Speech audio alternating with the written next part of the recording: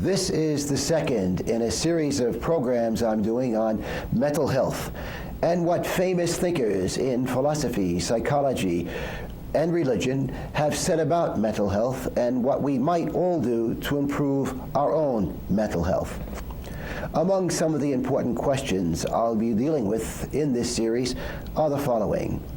Is being well-adjusted to society, that is, an important basis, even requirement for mental health? And can society make people sick? And what are the characteristics of mentally healthy people? Allow me to provide a brief review of the first segment I did in this series. First of all, I think it's important to remind viewers of the definition of mental health that I'm using. If you check the dictionary, for mental, it says of or relating to the mind, and if you check the definition of health, it says soundness. So mental health means sound mind. If we say someone is in good mental health, we mean that person has a relatively sound mind. The first question, which I dealt with last week and will briefly review this week, is being well-adjusted, that is, being well-adjusted to society, an important basis, even requirement for mental health? Well, I provided some historical perspective. I pointed out, for example, that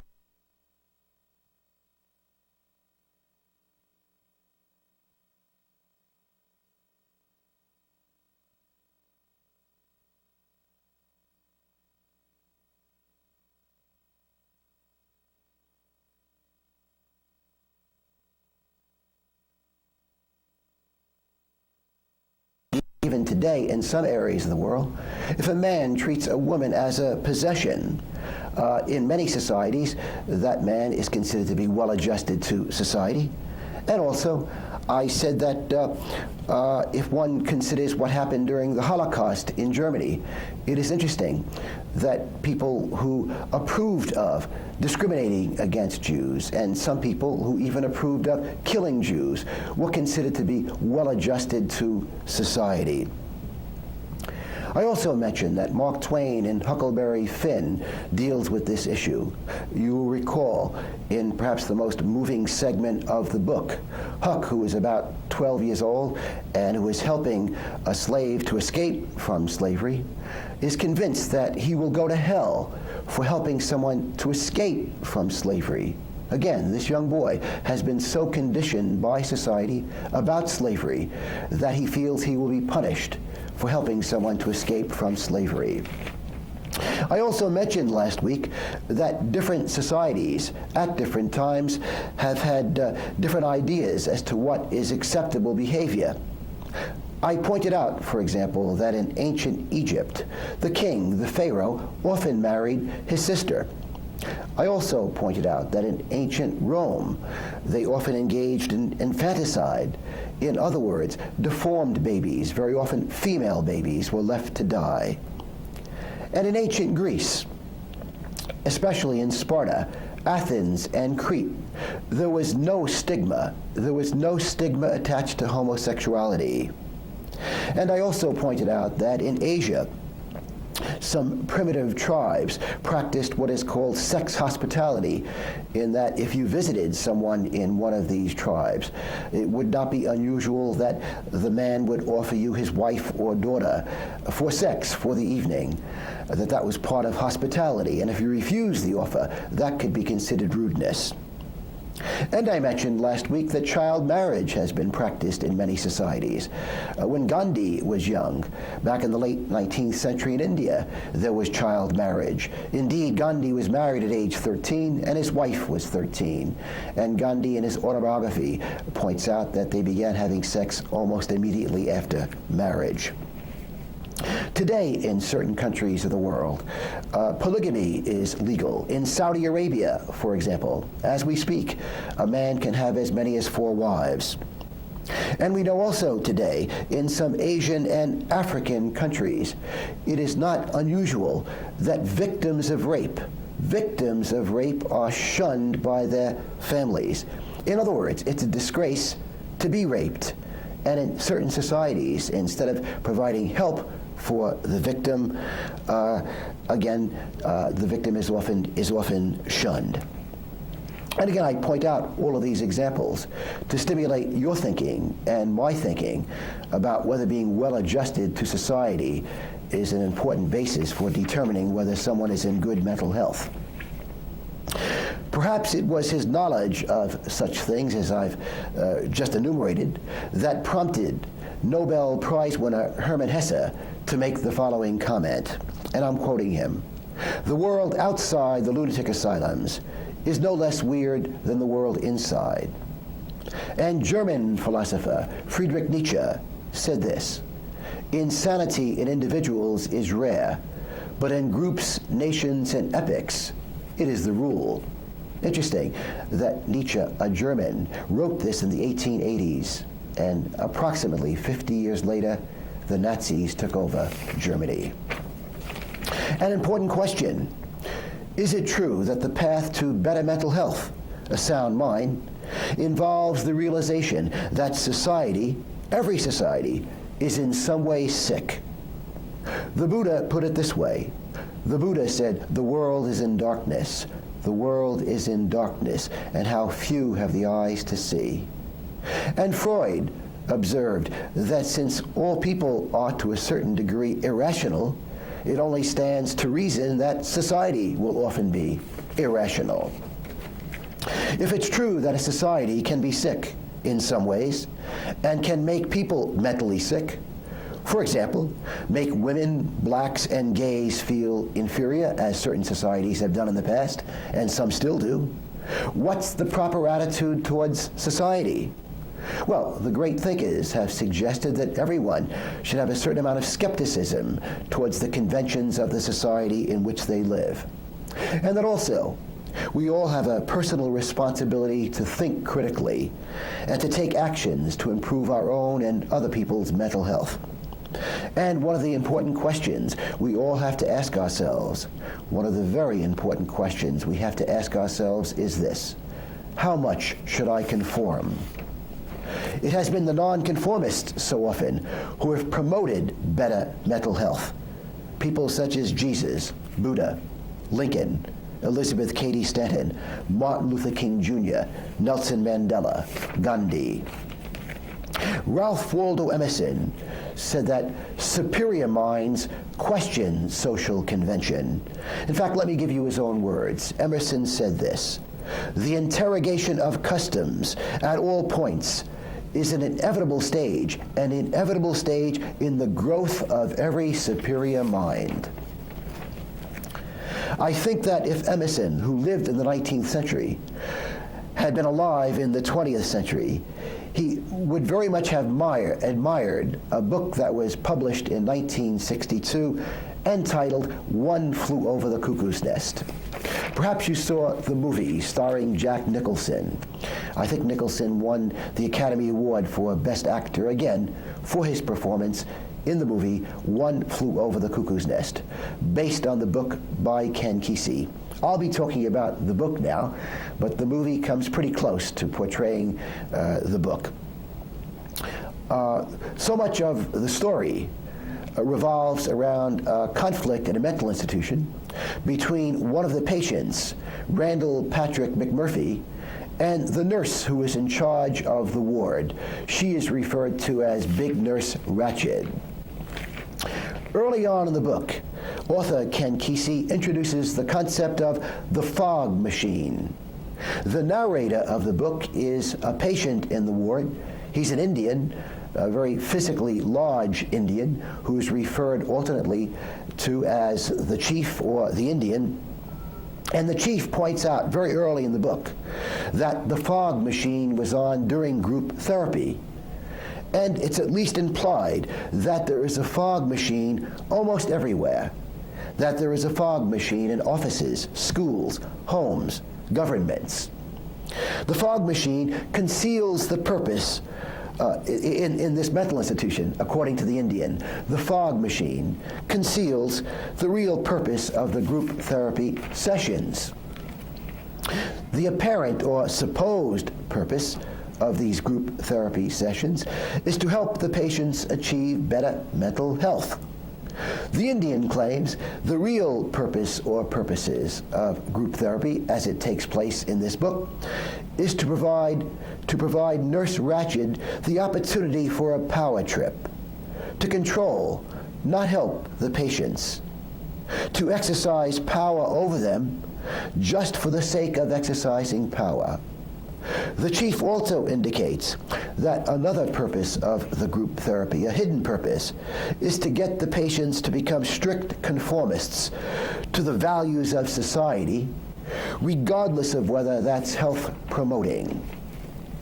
Other purposes, hidden purposes of group therapy: to discourage critical thinking, to discourage questioning the establishment, those who control society.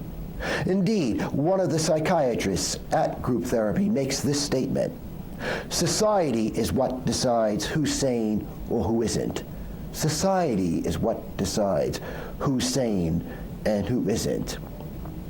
What exactly is the fog machine?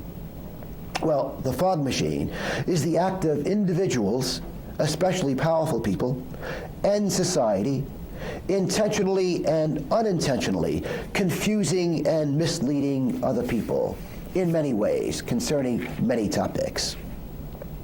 Specifically, the fog machine confuses people about what's true, about the way things really are.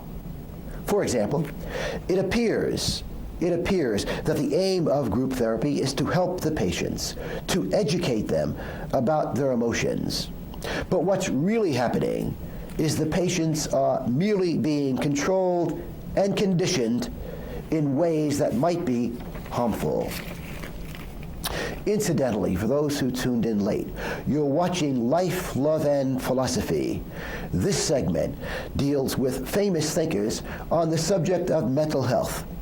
Right now, I'm focusing on a famous 20th century book entitled One Flew Over the Cuckoo's Nest, which provides some illumination concerning this topic of mental health. And the specific question I'm dealing with now is this: can society sometimes be an obstacle to achieving good mental health? This program, by the way, can be seen on Sundays at 10 p.m. on Channel 35, and it's repeated on Tuesdays at 8:30 p.m. also on Channel 35. Back to Cuckoo's Nest. The Indian, whom I pointed out is the narrator of the book, says that Big Nurse Ratched is a high-ranking official of the Combine, and he often uses that word, Combine. The Indian explains that the Combine is a huge national organization that aims to adjust the world outside the mental institution as well as inside the mental institution. The aim of the Combine is to manipulate and control people. Randall Patrick McMurphy, I pointed out, is the main character of One Flew Over the Cuckoo's Nest. He is a boisterous, nonconformist, unofficial leader of the patients. Kesey points out that this man had won the Distinguished Service Cross fighting for the United States Army during the Korean War. And McMurphy, again this patient, points out that he sees an analogy between the Combine in America and the communists in Korea, China, and Russia. He says they are similar in the following way. Both the Combine in America and the communists want to control, both want to control people. I think it's fair to say that there is much symbolism in One Flew Over the Cuckoo's Nest. And let me deal right now with what some of the characters might represent. What, for example, might Big Nurse Ratched represent? Well, I think she represents the establishment, the status quo. And who are the shapers of opinion in our society and in so many other societies?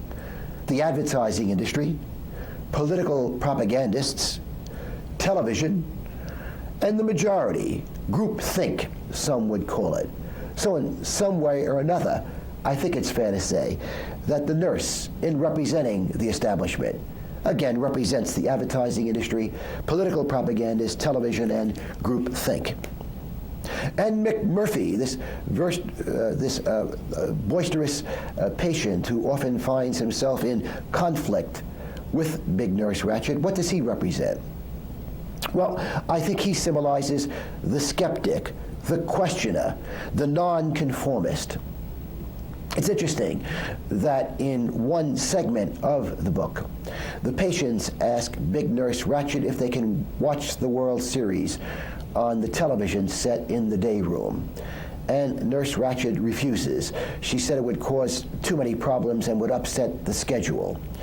And what McMurphy does, because he's so angry at the nurse, because he feels it's only appropriate the patients be allowed to watch the World Series, that it's not an unusual request, an unfair request, what he does in retaliation is to organize a protest.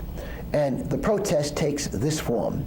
The patients sit in front of the television set, which is off, and they pretend that the television is on, and they pretend that they're watching the World Series. And this, of course, gets the nurse angry, and that was part of McMurphy's purpose, probably his main purpose in organizing this unofficial protest against the nurse refusing to allow them to watch the series. After McMurphy has several run-ins with the nurse, she becomes rather agitated, and she threatens him with shock therapy. Of course, when she threatens him, she tries to present it in such a way that it's not a threat. She tells him that his behavior is inappropriate, and therefore shock treatments may have the effect of improving his behavior and make him a more sociable human being. And when the nurse threatens McMurphy with shock treatments, he says this to her: "Those Chinese commies could have learned a few things from you, lady." Again, those Chinese commies could have learned a few things from you, lady. It is interesting, by the way, that in the Soviet Union, one of the ways in which the communists often dealt with political dissidents was to put them in psychiatric hospitals. My recollection is that Solzhenitsyn and Sakharov, at one time or another, were placed in mental institutions in Russia. Again, we're talking about what various characters in Cuckoo's Nest might represent. What might the Indian represent? Well, I think it's fair to say the Indian represents the victim of the Combine, of the establishment. The Indian points out that the Combine beat up his father to get him to sign the papers giving up his land, which is another reminder in the book of the duplicity the American government often used to get Indians to give up their lands. An important question that this book raises is this: is McMurphy, the mental patient, in better mental health than the nurse who's running the ward? How might he be in better mental health? Well, it seems that he's more empathetic, more compassionate than the nurse. He seems to have more positive feelings for the patients than does the nurse. Also, McMurphy seems to have a social conscience. He seems to have more genuine concern for the welfare of others. I pointed out before that McMurphy won the Distinguished Service Cross fighting for the United States in Korea. Indeed, he had led an escape from a Chinese prison camp. At a very crucial moment in the story, McMurphy organizes a late-night party in the ward. Apparently, McMurphy and some of the other patients have bribed the night attendants. Big Nurse Ratched, of course, is off duty. McMurphy arranges to have some prostitutes smuggled into the ward, and he also plans to escape in the early morning before the nurse returns. Well, what happens is they do have this party. Several of the patients apparently get drunk. McMurphy falls asleep, And because he falls asleep, he misses the opportunity to escape. And when the morning staff arrives, they find the ward in disarray. They find liquor bottles around the place. When Nurse Ratched arrives, she of course is very angry, upset, and she conducts a roll call, and they find that one of the patients is missing, the youngest patient, Billy Bibbit, who's in his early 20s. And they search for him, and they find him in one particular seclusion room, and he's in bed with a prostitute. Nurse Ratched enters the room and confronts Billy, and she says, in effect, I'm ashamed of you. And she also says this. She says, Billy, I'm going to have to tell your mother about this. And he feels very threatened by that. And he begs Nurse Ratched, he pleads with her not to tell his mother about what has happened. He's a very immature young man, by the way. In any event, Billy is left alone. The nurse talks to the patients in the day room and scolds them for what they have done. And a short time later, it develops that Billy has committed suicide, that he's slit his throat. And after Nurse Ratched finds out about this, she confronts McMurphy and blames him for Billy Bibbit's death. McMurphy becomes enraged. He attacks the nurse. He tears her blouse, exposing her bosom. And of course, McMurphy immediately is removed by the attendants from the ward. Some days later, McMurphy, on a gurney, apparently unconscious, is returned to the ward. And the Indian and the other patients go over to the gurney, and they notice the chart, the medical chart, attached to the gurney. It indicates that it indicates that a lobotomy has been performed on McMurphy. A lobotomy has been performed on McMurphy. The Indian analyzes the situation, and he thinks to himself, McMurphy could live another 20 or 30 years in this state. And I'm quoting the chief now. And Big Nurse could use him as an example of what can happen if you buck the system. That night, when everyone's asleep, with a pillow, the Indian smothers McMurphy to death. The Indian then proceeds to escape from the mental institution. And what are some of the possible conclusions? Well, it seems to me that McMurphy, even in death, has apparently helped to free the Indian from the influence of the fog machine. In the course of the book, the Indian reflects on the cowboy movies he had seen in the movies and on television, and how so often the cowboy movies had presented the Indians as stupid savages. The movies never showed the white man's savage, thieving behavior towards the Indians. The movies never talked about the unfair treaties the American government signed with the Indians, and how many treaties the American government violated. The American government indeed violated many treaties with the Indians. The chief now has more self-esteem, more self-confidence, I think, thanks to McMurphy. And what is the significance of McMurphy's fate? Well, I think it's society's punishment for questioning, criticizing, not conforming. American writer Ralph Waldo Emerson put it this way. Emerson said, "For nonconformity, the world whips you with its displeasure." What might be some historical examples of this? Well, Socrates, the skeptic, the questioner, was forced to commit suicide by the government for raising too many questions, for stimulating people's thinking in some ways that perhaps the government and maybe even many individuals didn't want their thinking stimulated about. In fact, Socrates said this at his trial. He said, "No man in the world who will come off safe, who honestly opposes the many unjust and illegal doings in the state." Jesus may also fit into this category. Jesus, as perhaps you know, was accused of treason. And did you know that in the New Testament, it is pointed out in one segment that at one time some people thought Jesus was crazy. In Mark 3, verses 20 and 21, it says a crowd gathered about Jesus. And here are the exact words from Mark. And when his family heard the crowd, they went out to restrain Jesus, for people were saying, "He has gone out of his mind." And of course, more questioners, more nonconformists, Lincoln, Gandhi, Martin Luther King Jr., all assassinated. And again, Lincoln, Gandhi, King Jr., all had questioned the status quo, all had questioned the establishment. And of course, we also know of the fate of so many whistleblowers in so many countries, so many people who blow the whistle on corporate malfeasance or government malfeasance are punished for their integrity. I think it's fair to say the fog machine is a fascinating concept developed by author Ken Kesey.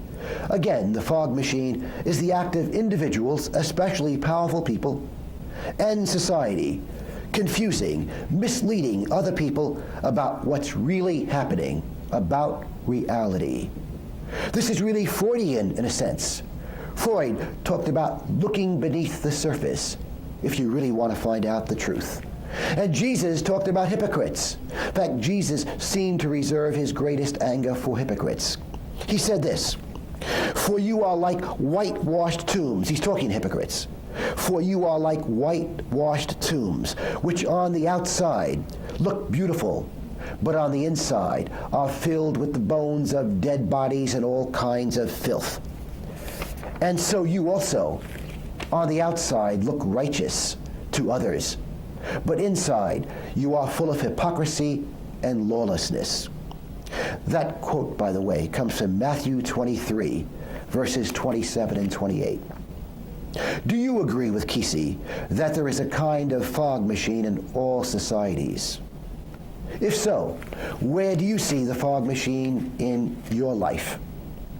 Could Jesus have been talking about the McMurphys, the Socrateses, the Gandhis, the Mandelas, when he said this in Luke 6, "Blessed are ye when men shall hate you, and when they shall separate you from their company, and shall reproach you, and cast you out as evil.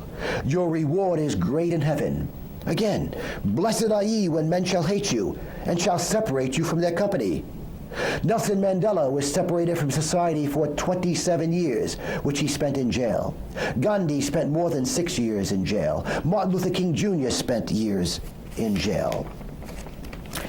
I'm going to give the last word to historian Will Durant. Will Durant, after studying history for more than 50 years, came to this conclusion, and I'm quoting him. "There are few things in the world more unpopular than truth, and the backbone of men and states is a concatenation of romance." Finally, Henry David Thoreau reminds us that we are all artists. In Walden, Thoreau writes the following, "To affect the quality of the day, that is the highest of arts.